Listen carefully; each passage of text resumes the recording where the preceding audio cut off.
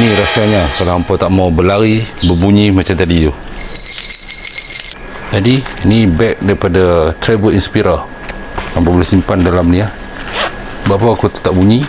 Sebab ada nipis kan.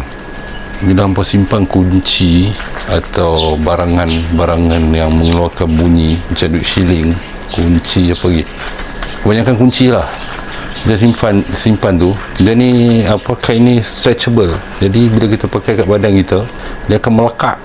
Bila melekat, goncangan tu tak ada bunyi lah. Ada bunyi mungkin, tapi berkurangan. Ni apa boleh masuk phone, IC phone. Macam ni aku masukkan phone boleh. Dan satu lagi, ini apa boleh bubuh, botol ayak. Tengok ada macam poket di sini. Yang botol ayak apa, kalau aku prefer bubuh botol ayak lah ni, ada mineral botol 250 ml. Dia pendek kan, boleh lah buat kita hydrate sikit-sikit nak berlari nak berlari banyak-banyak bawah kan. Dan lagi buckle lah geng.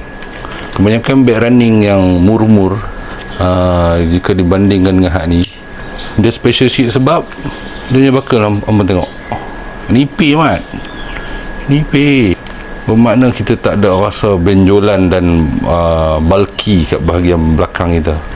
Dia ada strap untuk reflektif atau ni lining yang untuk waterproof lah, water resistant. Kalau kita peluh, dia tak masuk lah dalam bahagian ni, jadi tak mengganggu. Color ada dua, yang sedihnya dia ada dua color je lah, color pink dengan color cream macam ni. Bagi orang lelaki, bagi aku personally, aku pakai dalam baju lah, jadi tak nampak lah sebab dia nipis kan. Dia tengok tak kalau yang perut ada sikit tu, memang beg ni hilang terus. Duk bawah perut. Baik.